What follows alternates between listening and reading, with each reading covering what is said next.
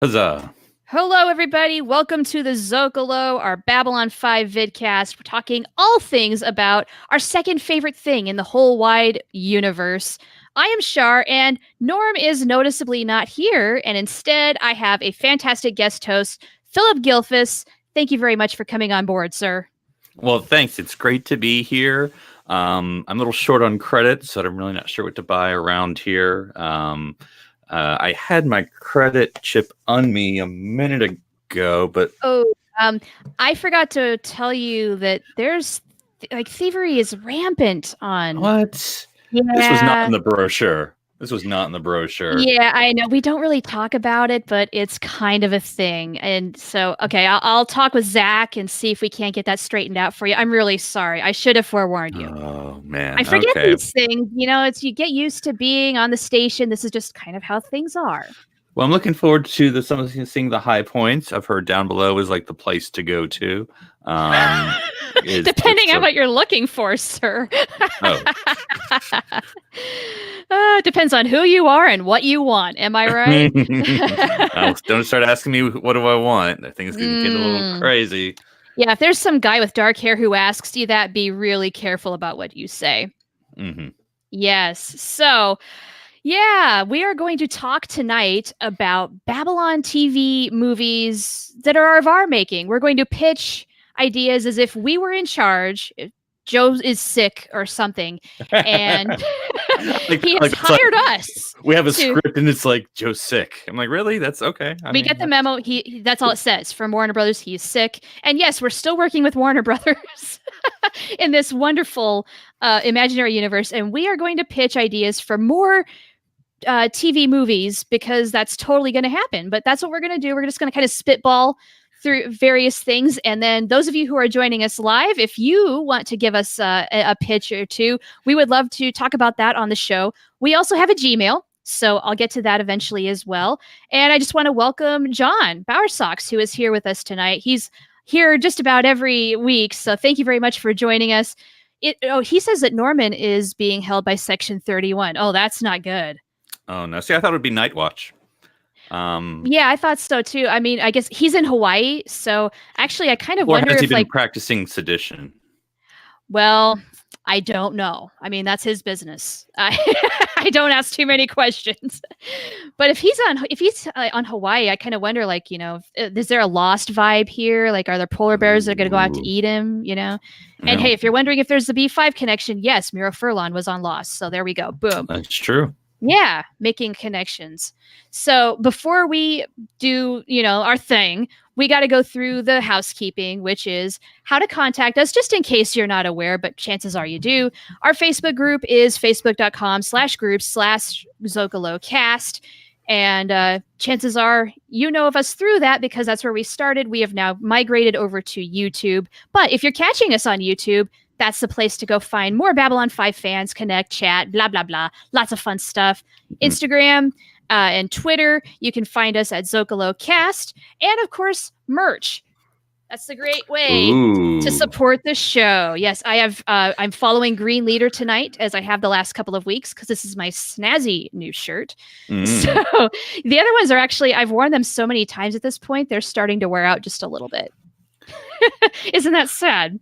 Yeah. Well, it's you don't want to get one of those ones that really just don't fit you well. And then, always feel like that, Yeah. I have one that's a size smaller than I prefer. And I mean, I've got a chest and it's just like, I want to cover up, but I still wear it anyway, just because it's Zocalo and I gotta pimp our merch. And if you want to pimp our merch, you can go to TeePublic. That's where our store is. The username is Zcast_designs. And I highly recommend signing up for their email list. They often do discounts. So, I mean, save 20% and still support the show. You can't beat that. So that's the way to do it. And that helps us pay the bills. So it's all good there. I mean, we have to pay the rent for our quarters. So that's right. Yeah. And so we've got to account for that in the budget. And I am so sick, Phillip, of sleeping on the couch because Sheridan snores. Well, I've been having trouble with the post office. I mean, their rates are ridiculous. And I'm just trying to get a package from home. Yeah, it's not so easy, is it? No, We didn't think about that when we separated from Earth. no, nobody thinks about the post office until you need it. That's There's no such thing as space prime. no, no, there really isn't. I mean, and I don't understand why there are not drones, flying all over the place and delivering various goodies to my quarters. Right. So, before we officially get started, we do a toast, Philip, and usually we've got some bravati in here. I know it's a little late for you being on the East Coast, so I understand if you don't really have, select bravati of the adult beverage type. I'll raise my cigar to you. There we go. Doing it Garibaldi style. I like. That's right. All right. So our salute, we do the Centauri salute, which is Valtu.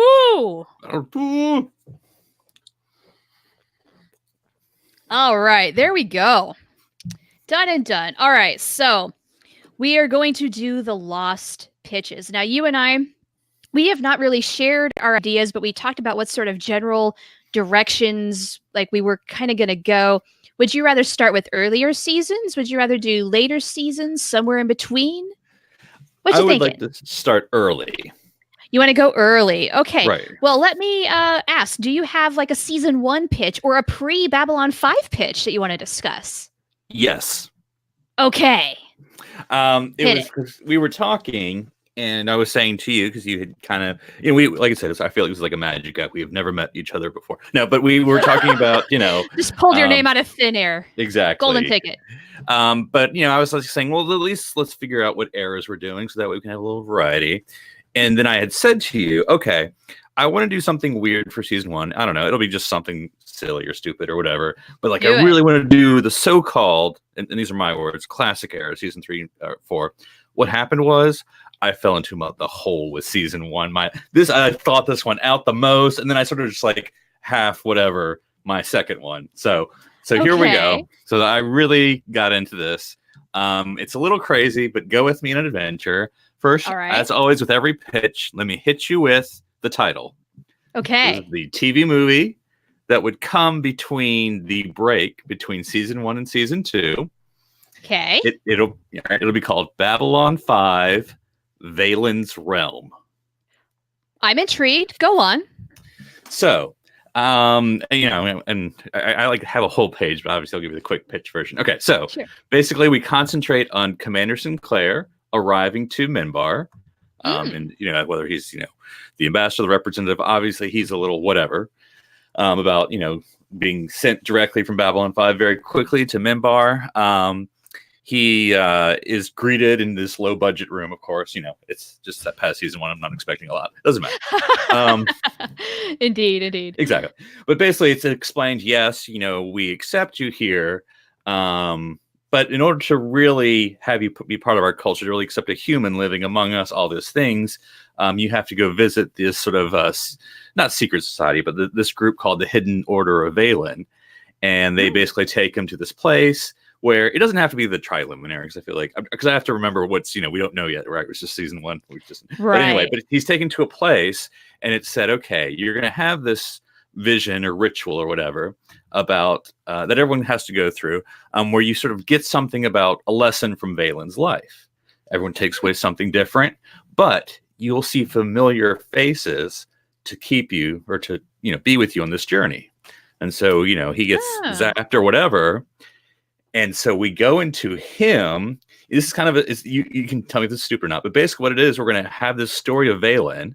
So it's set 10 years after the Great War, the last Great War. Yes. So just like season 1's 10 years after the Earthman Embargo, this is 10 years after the last Great War, and so it's Valen, played by Sinclair, Michael O'Hare. Yeah. And all these people that he will encounter will be played by season 1 main cast members.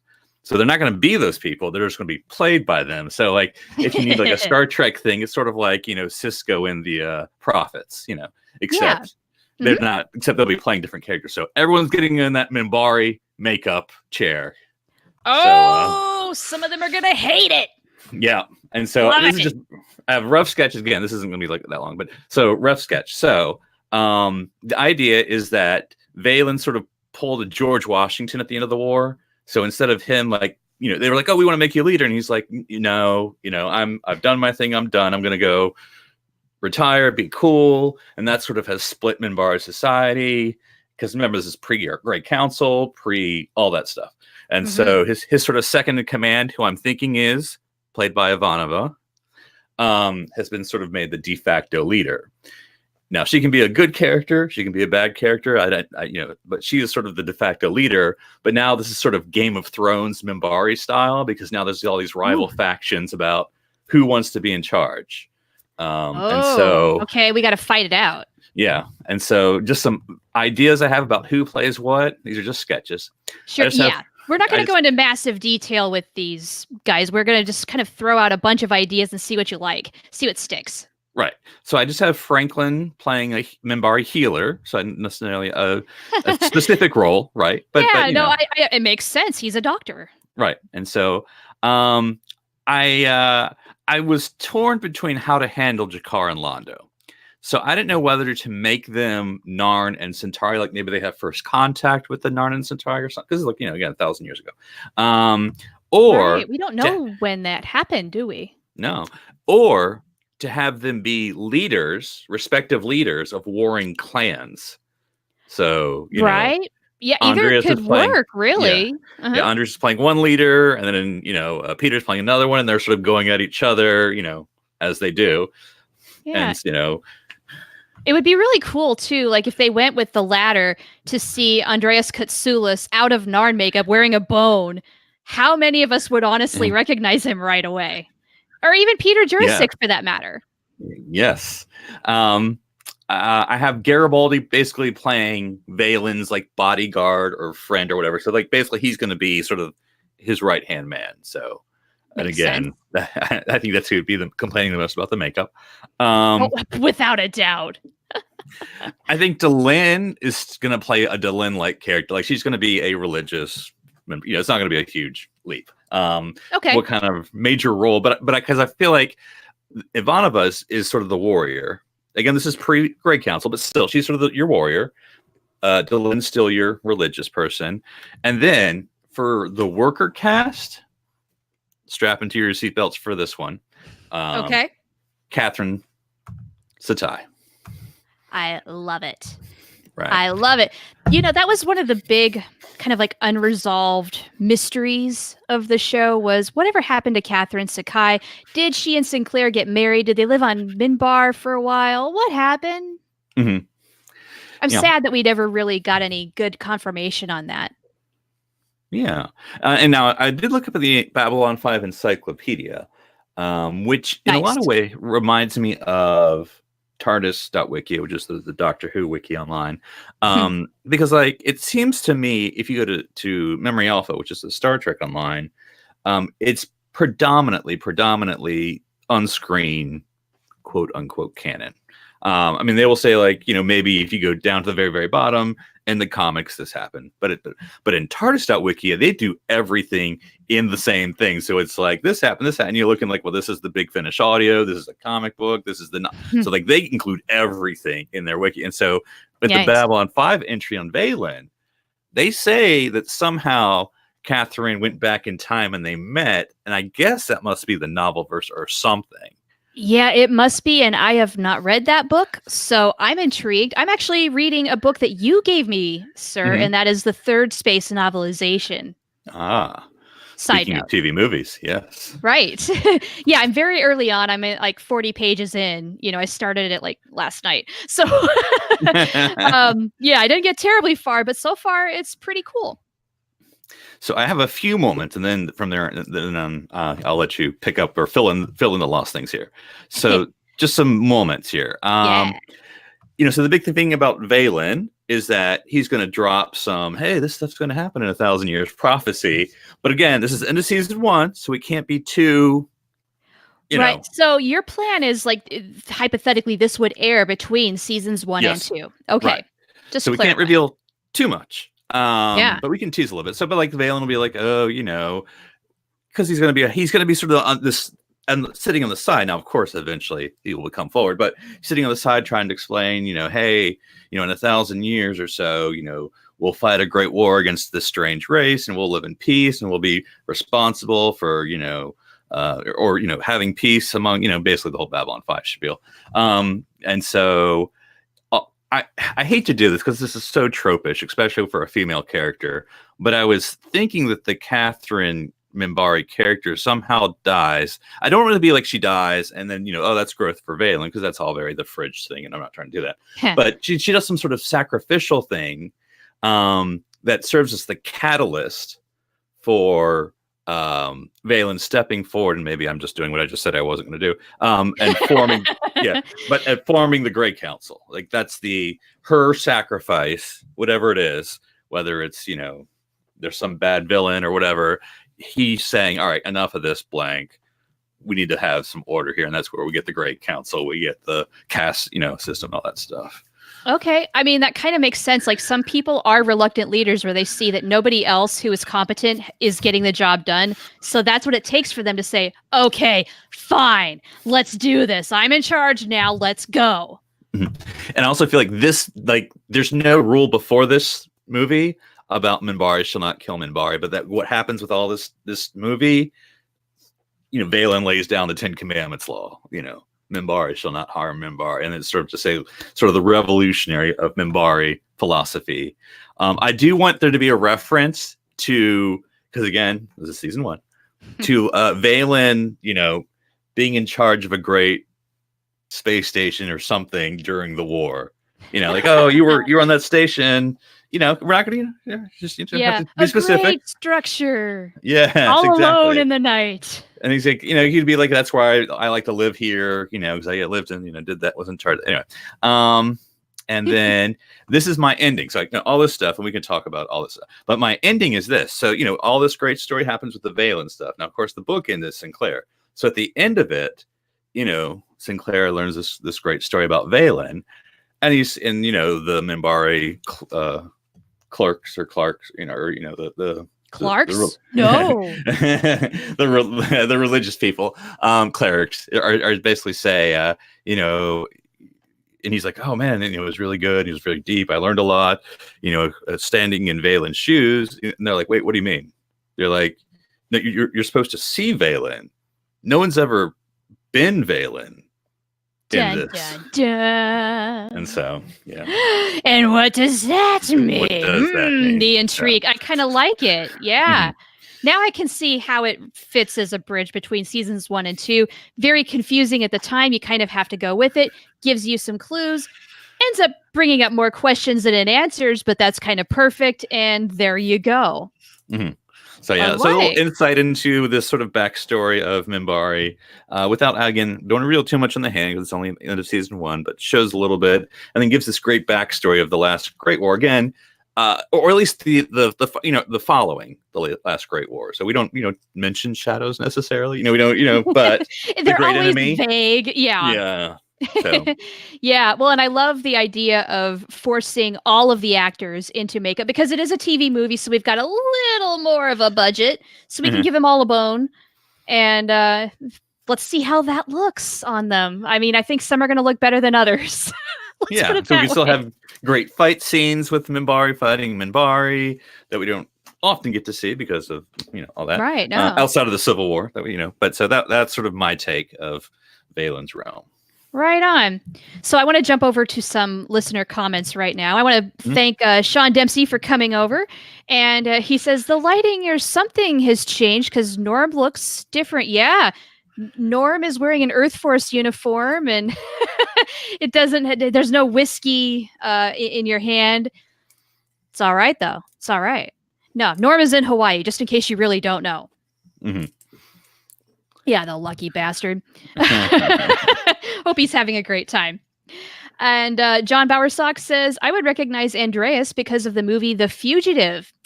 Yeah, true. I mean, I would assume he'd have 2 arms in this one, but it doesn't have to. He could have 1 arm. I mean, we could work something out. Yeah, as Mac would say. Yeah. Right on. Well, that's a cool pitch, especially for an early season pitch. That's pretty nice. All right, so we're going to make a massive leap for my top pitch, the movie that I would really, really, really like to see. And this is going to take place after Sleeping in Light. It's going to be Ooh. a little bit about what happens after that. Because like the John Sheridan era it's over. And so I think this is a prime time, in my opinion, to explore the life of David Sheridan. Yes, I'm hung up on Ah. this. I talked about this last week because, and actually, Philip, when you and I did episodes of the Filibuster podcast where we reviewed all of the seasons and then the movies, we made an argument that the David in the Legend of Legend the of the Ring. Rangers should have been David Sheridan. I know when you said David, I was like, oh, you mean no? Oh, yeah, okay. You mean the one we actually wanted to see? Yeah. Okay. No, I'm thinking it's time. Like, if there ever is kind of like a B5 revival or what have you, this would be the way to do it, to go into the B5 future. Because now is we're 20 something years past B5. The actors have aged, those who are still with us. Yeah. I mean, Bruce has gone from playing President Sheridan to playing President on Supergirl. So I guess hugely. And from what I understand, I don't watch that show. That character's not a good guy. So he's basically playing Clark now, which is confusing, but okay. Well, you either die as Sheridan or live long enough to be Clark. That's oh yeah, it's true. Why do the evil people live the longest? I swear. That's right. Yeah, they've got to wreak the most havoc, I guess. But anyway, that's beside the point. So yeah, this would be a Ranger series focusing on David Sheridan, and in like after Sleeping in Light, I mean, he's at a point where he's still training to be a Ranger, and so what I would love to do is kind of start off with the fact that he is finishing up his training and coming along as a Ranger. You get to see kind of the behind the scenes of Ranger training, like we saw in season 5 with Lanier and a little bit with Legend of the Rangers, but like explore that a little more. And then the nice, cool little thing about the world at this time is that Susan Ivanova is now in charge of the Rangers. And right. Claudia Christian is still with us. She looks fantastic. She looks better than she does in the aged makeup when they did 20 something years ago. And she can maybe be kind of like a recurring guest star as the head of the Rangers, talking to David, other recruits, what have you. And I would love to see David Sheridan's journey of maybe getting like his first ship, serving on a ship. I don't think he's going to be a captain. He's a little too young and inexperienced for that. But he's going to get on his first ship. And it's going to be on a White Star. But this is 20 something years after the White Stars were in their prime. People aren't necessarily digging on White Stars anymore. I mean, you can't even play the music on there. That, where do you put? I mean, there's not an iPod port or nothing. No. It's so lame. But I mean, for us as fans, that's kind of got a nostalgic factor because I love White Stars. I still think they look cool. But now in the future, with advancements of technology and CGI, we can make even cooler White Stars of the future. That's what that's what all the good stuff's going to. And he gets to be on the rickety dinky old White Star and have to learn the old ways of his father. But maybe he's got a little nostalgic bone too, just because that's what his mom and dad, made happen before the Interstellar Alliance was formed. So maybe there is that, and he knows practically everything that there is to know about them. And I basically I don't have any distinct bullet points on the movie itself. I just want to see him rise to his potential for greatness, and then kind of borrowing a page from Legend of the Rangers, maybe use this as like a backdoor pilot for a potential TV series where we would continue to see him grow and change and what have you. See a little more Claudia Christian. And maybe even Mira Furlan as Delenn. I mean, he's got to call his mom every now and again. At least I would hope so. And so, I mean, what I'm really doing is not so much a TV movie as I am a serious proposal. Like, if you ever want to revive Babylon 5, this is how you do it right now. Well, to be fair, that is about half the TV movies. Call to Arms, Legends of the Rangers. Right. Yeah. So, I mean, this is not a new concept, but maybe 3 is a charm. Because Call to Arms, I mean, yes, it did launch sort of Crusade, but you don't have to see a Call to Arms to really understand Crusade. Crusade recaps what you get out of a Call to Arms. And you then Legend of the Rangers. Crusades. So, Yeah. I'm kidding. Yeah, careful. We've got some big Crusade fans. And I mean, it was okay, but there was so much of a hot mess stuff behind the scenes that it just really kind of ruined the whole thing. Nowadays, you've got more options. say if Warner Brothers actually really did get its head out of its you know what and sold to something like Amazon Prime or what have you, where you could do a series run and Joe would, write the whole thing, probably knowing him, or at least get some trusted compadres to help him out and That's right. yeah, make it happen. You could do like a 12 episode run and see how it goes. You don't necessarily have to work with Warner Brothers or Paramount, or you don't have to worry about I don't know, getting flown from one network to the other anymore. It's just not the way it works anymore. And But then, how do you foresee David being treated? Like, is it going to be like a Harry Potter situation where it's like we have a celebrity among us? Like, do you yeah, think? I do think it might be a little Harry Potter-esque where he kind of knows. I mean, he obviously knows that his parents did amazing things, but he wants to treat it. He doesn't want to be treated any differently. He's just David, Right. and I think really for him, it's all about cementing his own legacy. Who is he in underneath these enormous shadows? If you will. Don't take that too literally. I still want to know what happened with his birthday present. But anyway. Well, while I was thinking about this, I was kind of wondering if maybe there should be some sort of prelude where we see exactly what happened with that whole incident. But then I kind of feel like you would get into too much territory where you're repeating what we saw in War Without End and even in the beginning a little bit. And I thought, nah, maybe some sort of flashback. Maybe if say you could do like 2 minutes on it and that's it. But otherwise, then nah. I was wondering, and this may be pushing it too far, but that's what I do. What if the White Star? I don't, because the White Star ships don't have names necessarily, right? But no, they're really numbered. It's like White Star 14. Right. But it's probably gotten a little more human-y at this point in time, and humans like to mess up stuff. What if the White Star is actually called the Delenn? Oh, maybe. Are you thinking like maybe there's a new class of White Star ships? Like how in kind of the Crusade and a little bit thereafter, days where they have the Earth and Minbari hybrid ships. What if they've kind of gone a little more back toward Minbari design? Because I'm sorry, the human ships, they uglify them. They really do. Right. And I'm trying to remember the timeline of when Earth would leaves the Alliance. So Oh, golly, I don't know. But it's sometime. Yeah. Yeah, but anyway, I would love to see them gravitate a little more toward a sleeker design 20 years going into the future. Just maybe just like a super hyped up White Star on steroids kind of thing. And I don't know if this is possible.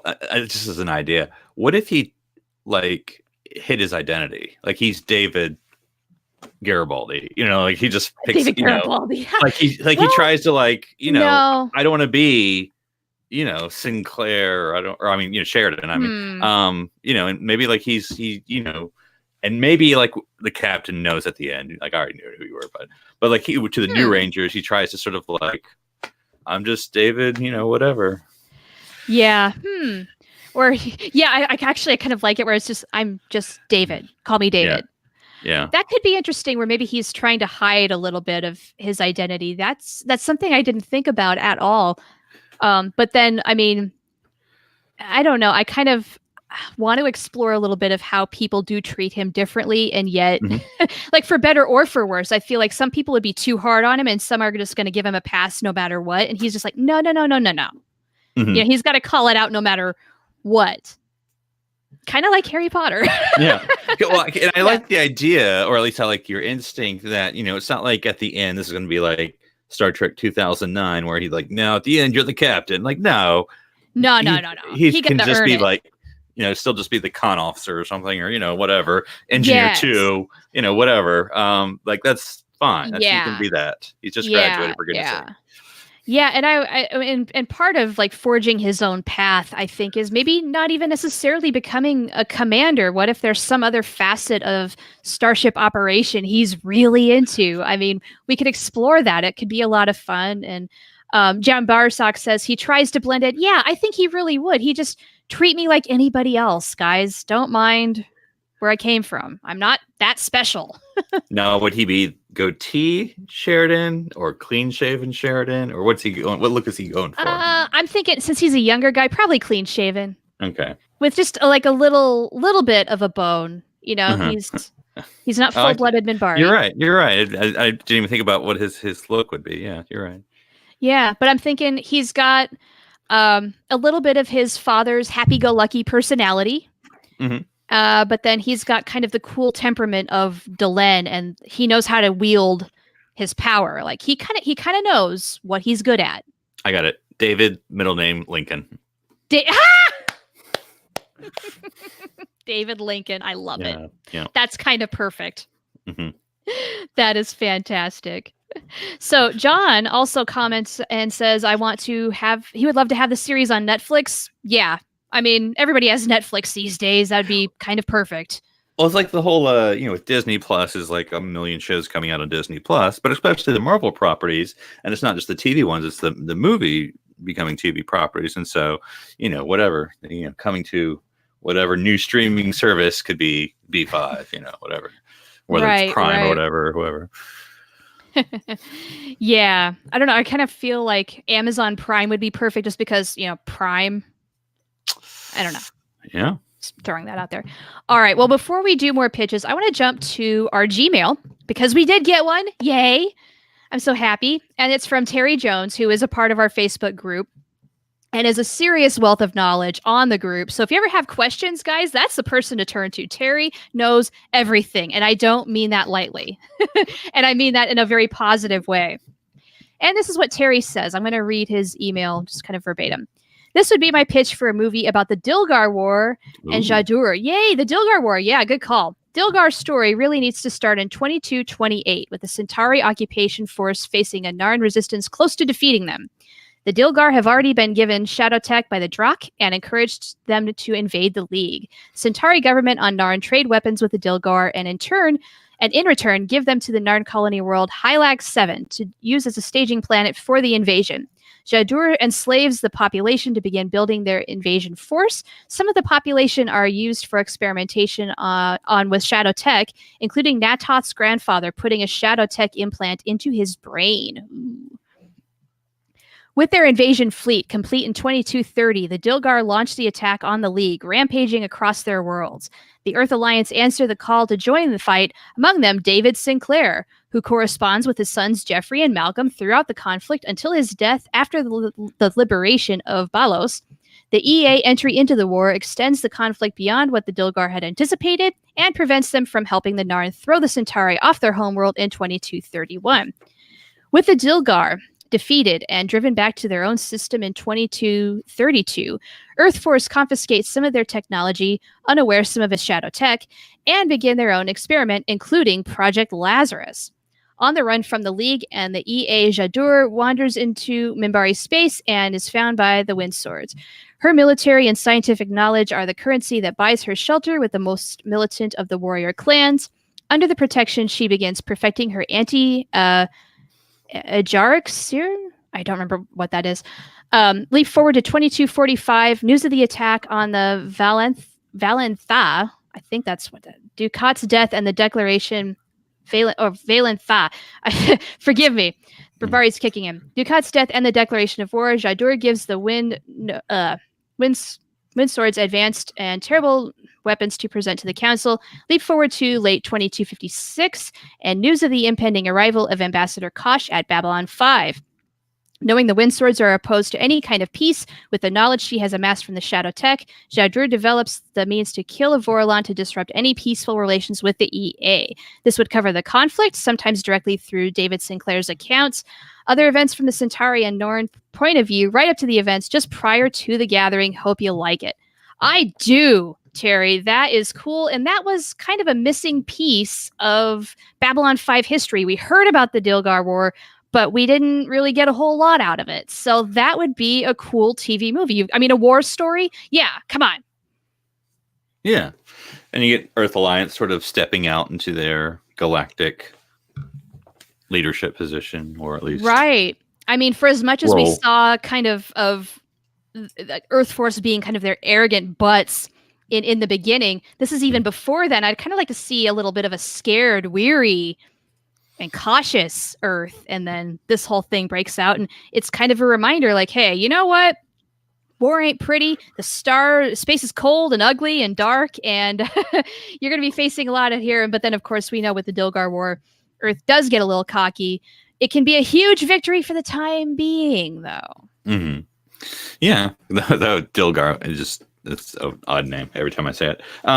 But yeah, it's yeah, I know what you're thinking. weird choice. But anyway, yeah, I mean, of course, and you could see sort of the redesigning some of the Earth Alliance ships to be, earlier periods of what they would look like, much clunkier. Very much, right? Yeah. And then putting it together too, from that stage to say in the beginning in the Earth Minbari conflict to Babylon 5 proper and beyond, it would be a really cool progression just to see how far we have come. Yeah, especially since Babylon 5, in many ways, defines themselves through peace, or at least through trying to find peace. Obviously, it's a complex story. Whereas this would be a more war-centric focus of, finding meaning or power or whatever. And so I think you can sort of imprint that hubris or whatever of the Earth Alliance of, what that means when you're defining yourself that way. So, sure. But I remember, and again, I'm a little foggy, but I'm sure Earth Alliance would have this humanitarian reason we're stepping in to help out, so it's coming from a good place, certainly, but maybe but then what comes from there. Yeah. Right. Yeah. Then there's the cost of war. And what might be really cool for a story like this is to do it from multiple perspectives. So like say, Sinclair writing to his sons, talking to his sons or what have you. It'd be cool to do something from his perspective. So maybe some other people on the ship, sort of like how in Gropos, what are their names? There's Dodger, of course, and then there's the other two guys, and I don't remember their names right now. Oh, dang it. Big guy and little guy. Yes. Yeah, veteran and new guy. I'm so sorry I'm forgetting their names right now.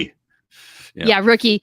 I mean, in the course of one episode, we really kind of learn a little bit about who they are and learn to really care about them. I think for a story like this, it'd be really good to really build up some empathy, caring for some of these characters, and then do they all make it? Nah. I would it'd be interesting. The Gropos, that would be the focus. I like that. Well, with that kind of similar vein of you learn to care about some characters you only meet for a short amount of time, and nevertheless, it's a gut punch when they're no longer with you. Because I mean, I don't know what they would have been doing before then. Are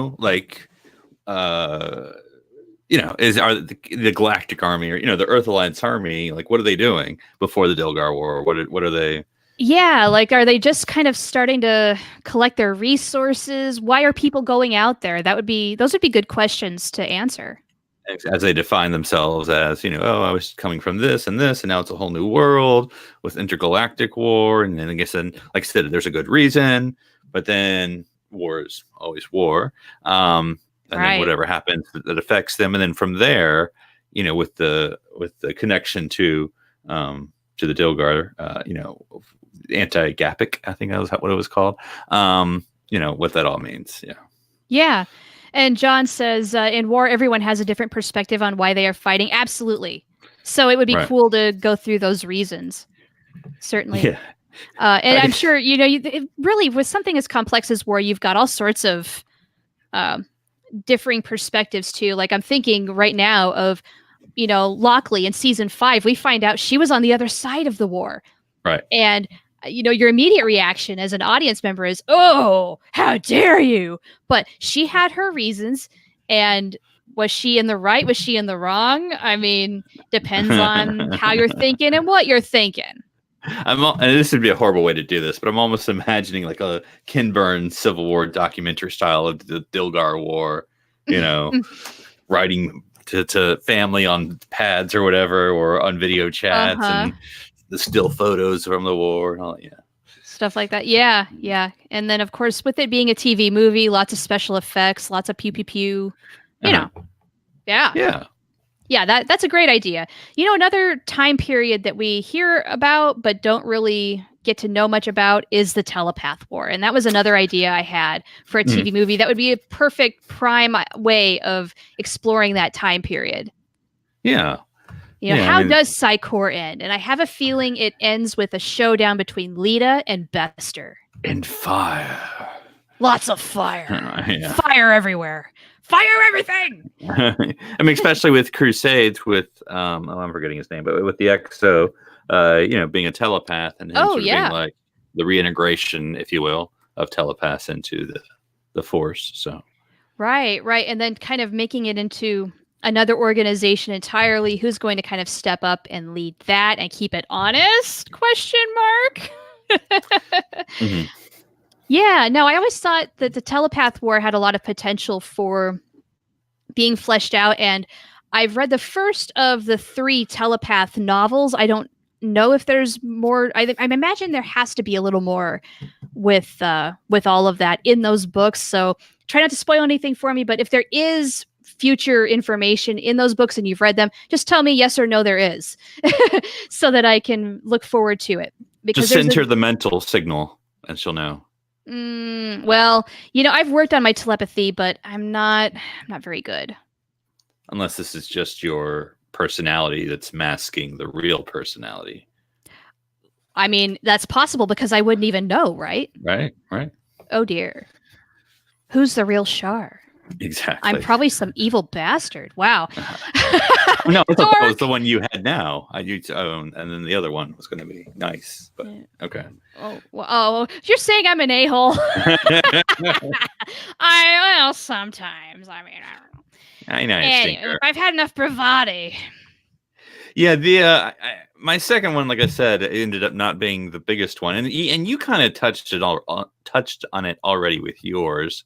I guess we all kind of want the Ranger story in a lot of ways, and so the one I had gotten to, because I remember with, was it Third Space or some of these TV movies, it seems to me, and this is not a critique, but in a good way, we'll just pick random characters. I mean, like main characters, but random characters, and just be like, I don't know, this one's about Lita and Lockley, whatever.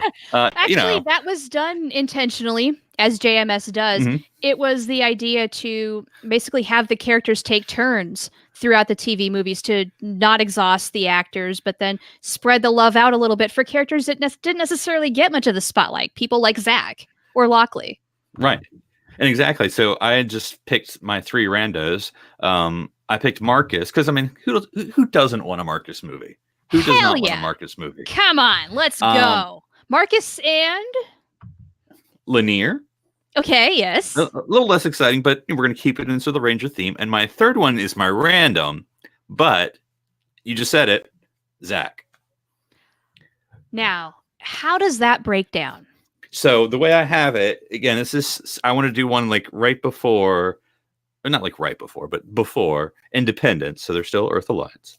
Okay. And this is an old story, but basically, Marcus learns that, his graduating class of the Onlashok, whatever we call that, his year, whatever, all good friends, of course, all tight, whatever, blah, blah. He finds out from one of them, like they come visit the station, Babylon 5, that one of his favorite teachers or one of his mentors or whatever has been murdered mysteriously. Oh my. And they think it's someone in the Onlashok.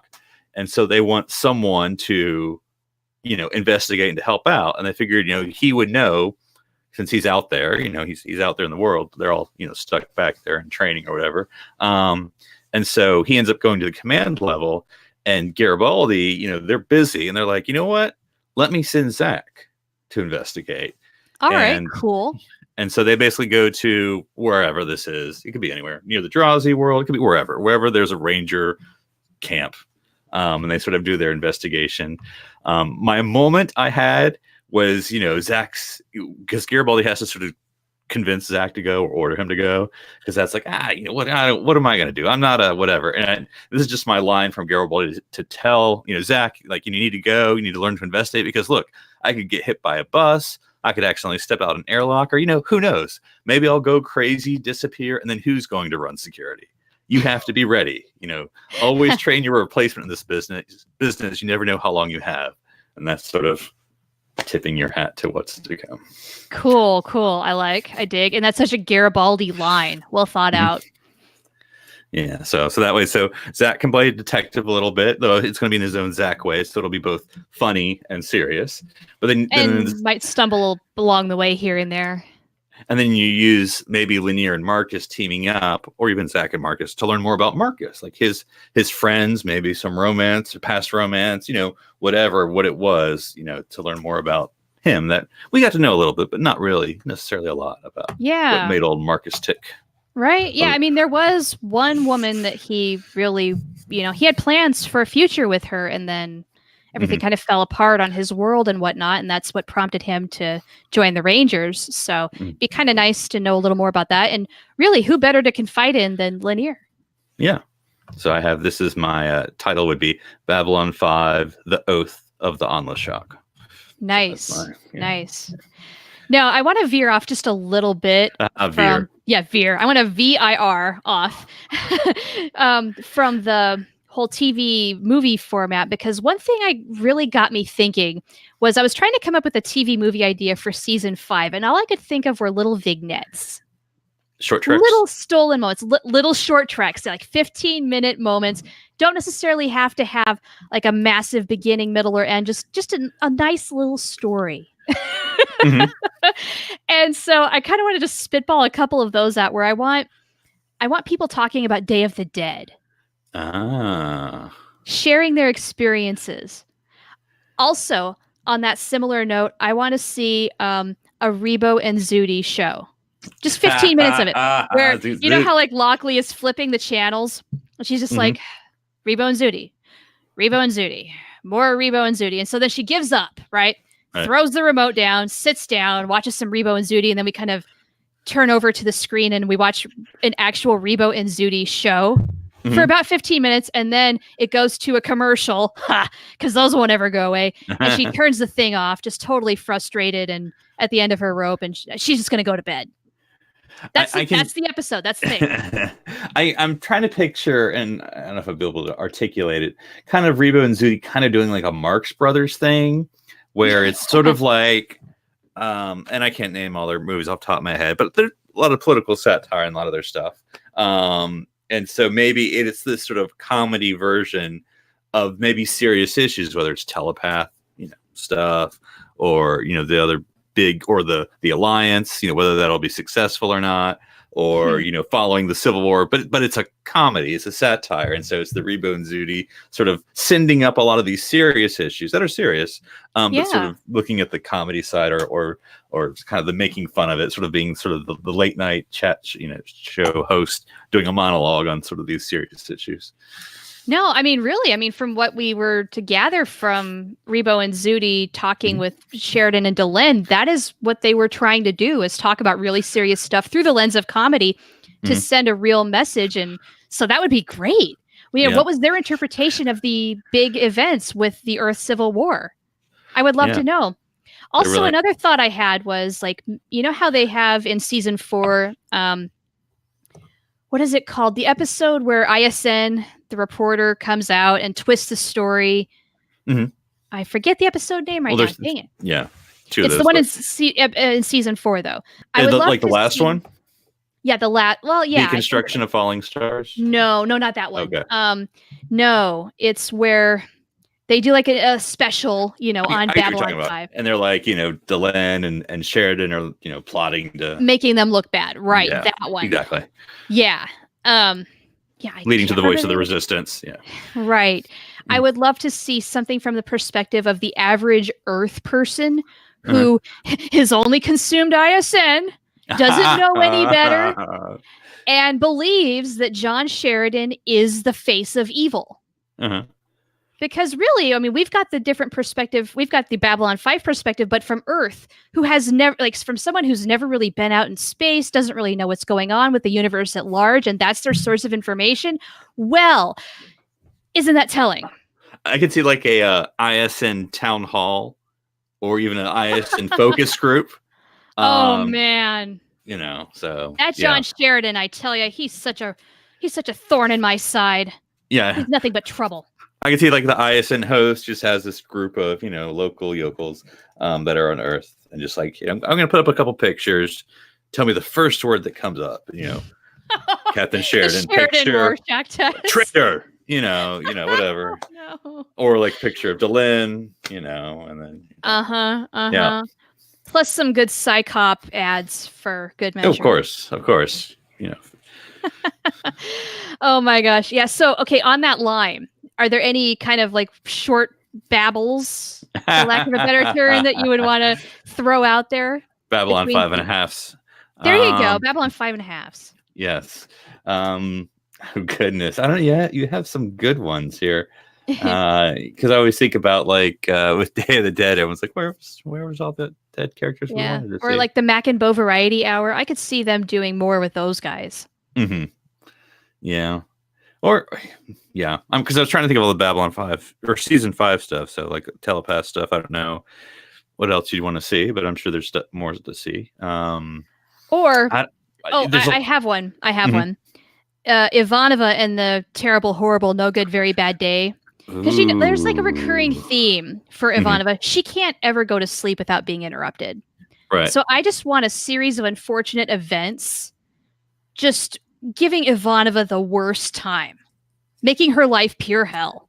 Mm-hmm. Yeah. And I mean, there's no real good moral to the story. I mean, it's a comedy of errors, basically. Where everything that can go wrong will and does. And then when she thinks she can finally lay down in bed, guess what? Comlink goes off. Commander, it's Lieutenant Corwin. There's a problem. Yeah. Okay. Something like that. I mean, just a goofy. I like goofy things. I just want a goofy, let's make Ivanova miserable for 15 minutes kind of thing. See, I was still stuck in season 5 and thinking this was going to be Captain Ivanova, but the same thing. Oh, but she's always sort of getting like tangential issues that we've seen. So it's kind of like, telepath riots and Galagas 5. We have to go. Man. Yikes. So yeah. Well, and going back to the telepath war story, I would love to see the fallout from Byron and his group of people leading. Like, how did that affect things leading up to the telepath war? Yeah. Mm-hmm. Remember Byron? Yeah. John Bowersox wants a Char and Londo epic rap battle. Me too. I want that. I want it on YouTube right now. I think that'd be great. I'm trying to think whatever their TV show version would be, where it's for their couples therapy show. Oh, I don't know. Because it wouldn't be ISN, I'm sure. Whatever else is out there in the galactic TV. I don't know. What is the better version of like Dr. Phil in the future, where people actually like it's a talk show, but people are talking about their problems? Well, I could see it like it's some show where they go on to be like, look, no, we were enemies. We get along. Everyone else can get along, but then the talk show ends with them yelling at each other and like throwing chairs and. So you're thinking Jerry Springer in the future? Almost, that's what you're thinking. Bit, yeah. Oh my god! Like they're sharing like these stories of like, there was this time and that we worked it out, and Char's like, well, you're telling the story wrong. Like, I'm not telling the story wrong. That's what happened, and and then Exactly. Yeah. Oh my god. Yeah. Maybe if you had 2 eyes instead of 1, you'd know what I was saying. Oh my god. That's fantastic. Yeah. I would watch that show. Yeah. I mean, I do like garbage TV every now and again. I like even more than I like garbage movies more than garbage TV. Like the Ombudsman as Judge Judy. Yes. I am all for this. Yeah. TV programming in the future is going to be really good. Like I can see Garibaldi versus the postal carrier. Yes. Just a little half-hour edited show, little dispute. Sure. Oh my god. Oh, that's fun. Mm-hmm. I love that crap.